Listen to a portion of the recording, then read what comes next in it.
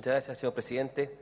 Creo que escuchando a los distintos senadores en esta sesión y en la anterior, creo que hay un cuadro claro de qué fue lo que ocurrió acá en La Polar.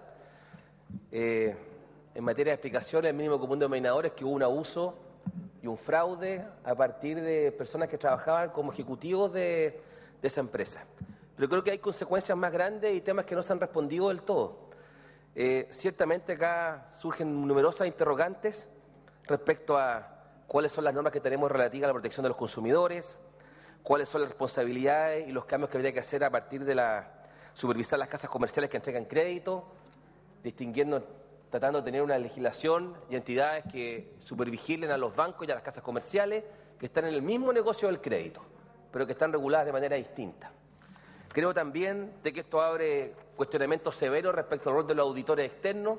Hemos escuchado distintas interpretaciones. Algunos dicen que han cumplido con su obligación por cuanto la ley no los faculta o no les exige que anden buscando un fraude, sino que tienen que atenerse a los antecedentes que le entregan las empresas, en cuyo caso entonces la pregunta es ¿para qué queremos auditores externos si tienen que solamente estar leyendo los papeles que le pasa a la empresa? Que coincidan un papel con otro. Creo también que esto también nos lleva, y hay intervenciones que señalan de la necesidad de tener una correcta alineación de los incentivos entre accionistas, el directorio y la alta gerencia de la empresa. Dicho todo esto, y entendiendo que acá lo que hubo fue un robo ¿ya? y un mal uso, creo, sin embargo, que hay una pregunta que yo quiero aprovechar, que están el ministro de Hacienda, veo a todos los superintendentes del caso, que es lo siguiente. Acá lo que pagaron este costo final, ciertamente son los consumidores de La Polar, ciertamente que son también aquellos cuyos recursos fueron invertidos en La Polar.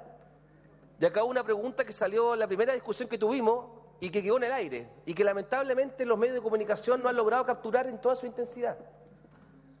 Leo acá, me metí a Google, le hago propaganda gratis a Google, el buscador, que La Polar vende bonos locales por 230 millones de dólares, esto es diciembre del año pasado, 230 millones de dólares. Es un paquete que se descompone en un bono de 137, un bono de 45 y otro bono de 20 y tantos millones.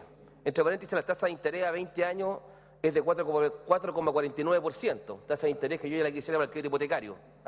Pero dicho eso, ¿cuál es lo grave de esto? Lo grave de esto es que el CERNAC, el actual CERNAC, ha indicado que dio inicio a una mediación colectiva con La Polar en julio de 2010, hace un año. Luego La Polar propuso una solución colectiva en noviembre del 2010, la que solo fue comunicada a los consumidores que reclamaron y en consecuencia contra la práctica histórica del CERNAC no se le informó a las entidades reguladoras, Superintendencia de Valores y Seguros y Superintendencia de Bancos, como tampoco al resto del mercado. Y lo crítico de esto, ¿saben por qué? Porque esto que no se informó coincidió que en diciembre, a un mes después, La Polar entonces coloca este bono de 230 millones de dólares a distintos inversionistas de la plaza. La pregunta es, tal vez era posible que si esta información hubiera sido pública, ese bono no se hubiera colocado en 230 millones de dólares, porque nadie hubiera comprado papeles que valían poco. Porque la razón por la cual alguien está dispuesto a comprar un bono de 137 millones de dólares para que en 21 años recupere lo que invertí con una tasa del 4,49% solamente, es porque uno tiene una mucha fe en esa empresa, ¿ya? Que voy a esperar 21 años para recuperar mis 137 millones de dólares con un pinche interés de menos del 5%. Entonces, acá ha habido un mal manejo de esto. Y yo quiero saber, porque asociado a este bono de 230 millones de dólares, y acá está el ministro de Hacienda y el superintendente, que ha salido en medios de comunicación una información que creo que se me diga si es cierta o no, o si ya se revisó, que es que un banco de la plaza que había prestado dinero a La Polar, respecto de ese crédito, La Polar estuvo en retraso del pago de una de las cuotas. Tiempo después, La Polar decide colocar estos bonos en el mercado. Estos bonos en el mercado, este mismo Banco de la Plaza actúa como corredor del crédito, de colocación del bono. Tiene tanta suerte este Banco de la Plaza que una AFP de la Plaza decide comprar ese bono. Compra ese bono y con eso se le pasa la plata del bono a La Polar y el banco le dice, banco, como usted tiene plata ahora porque le acabo de colocar este bono que compró una AFP AFP que es mía, entre paréntesis, fue una coincidencia solamente, devuélvame la plata que me debe. Entonces, cuando hablamos de la fe pública, cuando hablamos que acá no hay impacto sistémico, puede ser, ministro, que no haya una corrida. Es cierto, ministro, que no había sanción de pago en otras casas comerciales, pero no me puede decir que si esta práctica se comprueba no va a tener un efecto en aquellos que nosotros sí nos ponen nota todos los días afuera. Uno va a Nueva York, que yo lo acompañé este año pasado, al Chile Day.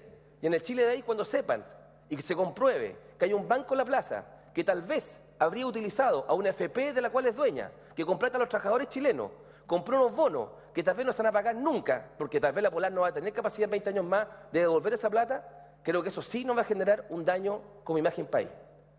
No es solamente el tema de los consumidores, que ya harto importa. No es solamente el tema del alto precio del dinero, como especificó el senador Tuma, y que creo que si lo que se dice es cierto, que la tasa de interés máxima convencional está fijada desde el año 81 y nunca se ha modificado en circunstancias que fue distinta a la economía chilena. Además, quiero recordar, hubo una presión de los bancos en su oportunidad para eliminar el techo de la tasa de interés máxima convencional, que fue resistido afortunadamente.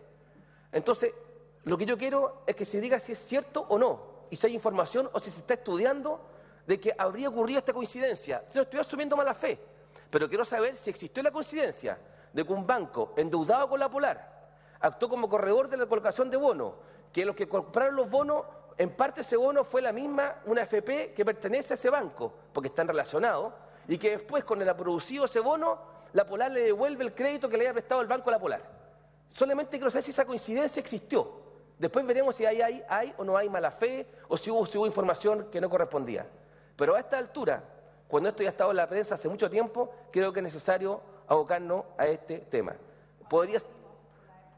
Y lo otro es que acá, es que esto es muy severo, porque aquellos que creemos todavía en que el sistema apunta a la elección correcta, pero hay que perfeccionarlo, cuando ocurren estos desastres y estos fraudes, uno pierde espacio y pie para defenderlo.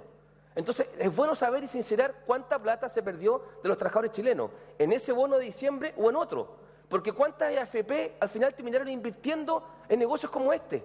Si al final, es que al final piénsenlo un segundo, esa plata ¿de quiénes son? Son de trabajadores que por ley están obligados a colocar plata. Esto es como si a uno lo obligaran por ley a poner plata en un banco o depositarla.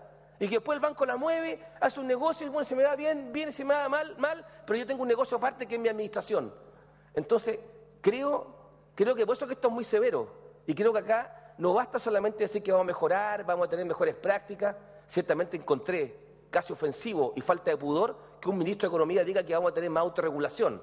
Yo habría esperado que dijera que vamos a tener más ojo y más firmeza en tanto no haya un comportamiento mejor de la entidad financiera. No se trata de matar a la gallina los huevos de oro, pero tampoco se trata de robarse los huevos de oro. ¿No? He dicho, señor presidente.